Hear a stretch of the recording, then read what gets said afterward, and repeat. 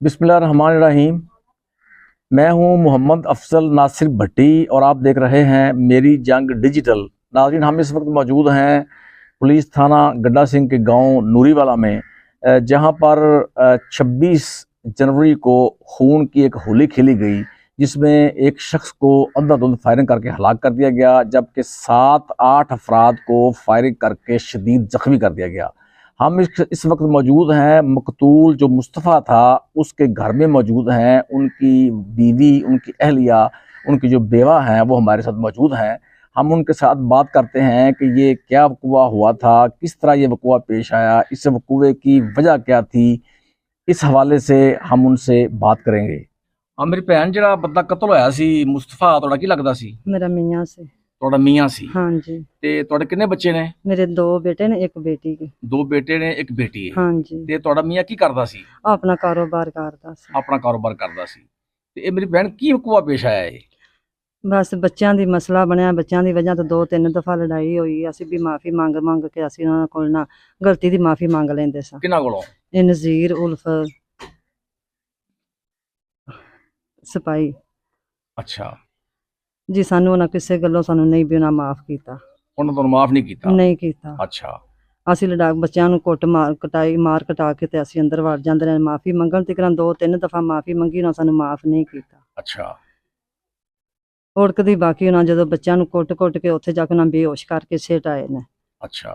ਤੇ ਫਿਰ ਸਾਡੇ ਇਧਰ ਆਏ ਨੇ ਆਣ ਕੇ ਤੇ ਉਹਨਾਂ ਕੋਲ ਸਿਰਫ ਮਾਫੀ ਕੀ ਬੰਦਿਆਂ ਨੂੰ ਵਿੱਚ ਪਾ ਕੇ ਵੀ ਅਸੀਂ ਆਪਦਾ ਨਾ ਮਸਲਾ ਹੱਲ ਕਰ ਲੈਣਾ, ਵੀ ਅਸੀਂ ਲੜਨਾ ਨਹੀਂ ਚਾਹੁੰਦੇ। ਅੱਛਾ। ਉਹਨਾਂ ਅੱਗੋਂ ਆਂਦੇ ਨੂੰ ਫਾਇਰਿੰਗ ਕਰਨੀ ਸ਼ੁਰੂ ਕਰ ਦਿੱਤੀ। ਕਿੰਨਾਂ ਨੇ ਫਾਇਰਿੰਗ ਸ਼ੁਰੂ ਕਰ ਦਿੱਤੀ ਹੈ? ਇਹ ਆਪਣੇ ਮਨੀਰ ਹਰਾਂ ਨੇ। ਅੱਛਾ। ਮਨੀਰ ਦਾ ਬੇਟਾ। ਅੱਛਾ। ਕੋਈ ਉਹਨਾਂ ਮੰਗਾਰੇ ਲਿਆਂਦੇ ਸੀ। ਅੱਛਾ।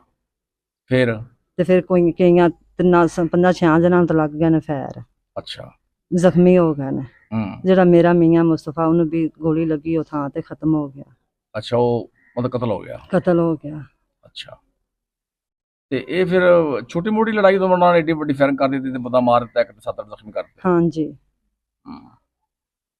ਤੇ ਹੁਣ ਕੀ ਤੁਹਾਡਾ ਮੁਤਾਲਬਾ ਕੀ ਹੈ ਗਵਰਨਮੈਂਟ ਨਾਲ? ਤੁਸੀਂ ਕੀ ਕਹਿਣਾ ਚਾਹੁੰਦੇ ਹੋ? ਤੁਸੀਂ ਦੱਸੋ। ਸਾਨੂੰ ਵੀ ਆਪਦਾ ਨਾ ਸਾਨੂੰ ਹੱਕ ਫੈਸਲਾ ਹੋਣਾ ਚਾਹੀਦਾ, ਇਨਸਾਫ। ਕੀ ਇਨਸਾਫ ਹੋਣਾ ਚਾਹੀਦਾ ਹੈ? ਜਿਵੇਂ ਵੀ ਸਾਡਾ ਉਹਨਾਂ ਕਤਲ ਕੀਤਾ ਉਵੇਂ ਸਾਨੂੰ ਹੋਣਾ ਚਾਹੀਦਾ, ਉਹਨਾਂ ਨੂੰ ਹੋਣਾ ਚਾਹੀਦਾ। ਫਿਰ ਜਿਵੇਂ ਤੁਹਾਡਾ ਕਤਲ ਹੋਇਆ ਬੰਦਾ, ਉਹਨਾਂ ਦਾ ਕਤਲ ਹੋਣਾ ਚਾਹੀਦਾ। ਹਾਂਜੀ। ਕੀ ਹੋਣਾ ਚਾਹੀਦਾ ਹੋਰ? ਜੀ ਜਿਵੇਂ ਸਾਡੇ ਨੂੰ ਵੀ ਉਹਨਾਂ ਕਤਲ ਕੀਤਾ ਇੱਕ ਨਾ, ਵੀ ਉਹਨਾਂ ਕਾਨੂੰਨ ਵਾਈ ਵੀ ਉਹਨਾਂ ਨੂੰ ਸਜ਼ਾ ਮਿਲਣੀ ਚਾਹੀਦੀ। ਆ ਪੁੱਤਰ, ਕੀ ਨਾਮ ਤੁਹਾਡਾ? ਅਬਦੁੱਲਾ। ਹਾਂਜੀ। ਤੇ ਤੁਹਾਡਾ ਕੀ ਤਲਕ ਇਸ ਮੁਕਦਮੇ ਨਾਲ? ਜਿਹੜੇ ਫੌਤ ਹੋਏ ਨੇ ਮੇਰੇ ਵਾਲਿਦ ਨੇ। ਇਹ ਮੁਸਤਫਾ ਜਿਹੜਾ ਬੰਦਾ ਫੌਤ ਹੋਇਆ ਸੀ, ਮੇਰੇ ਵਾਲਿਦ ਨੇ, ਮੈਂ ਉਹਨਾਂ ਦਾ ਵੱਡਾ ਬੇਟਾ। ਤੁਸੀਂ ਉਹਦੇ ਵੱਡੇ ਬੇਟੇ ਜੇ? ਹਾਂਜੀ।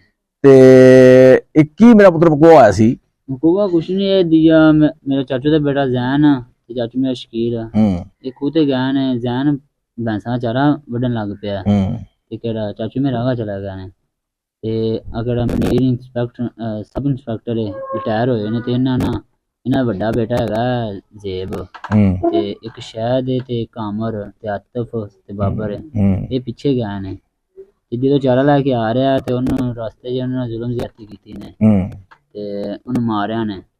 ਤੇ ਫਿਰ ਜਦੋਂ ਮਾਰ ਕੇ ਵਾਪਸ ਆ ਗਏ ਨੇ ਤੇ ਅਸੀਂ ਉਧਰ ਫਾਇਰਿੰਗ ਉਹਨਾਂ ਕੀਤੀ, ਅਸੀਂ ਆਏ ਹਾਂ ਉੱਥੇ ਤੇ ਚਾਚੂ ਮੇਰੇ ਸਾਨੂੰ ਲੈ ਕੇ ਪਿੰਡ ਆ ਰਹੇ ਨੇ ਤੇ ਮੈਂ ਸ਼ਕੀਰ ਹਾਂ। ਜਦੋਂ ਅਸੀਂ ਪਿੰਡ ਦੇ ਵਿੱਚ ਵੜੇ ਹਾਂ, ਪਿੰਡ ਦੇ ਚੌਂਕ 'ਚ, ਤੇ ਇਹਨਾਂ ਫਾਇਰਿੰਗ ਸ਼ੁਰੂ ਕਰ ਦਿੱਤੀ ਹੈ।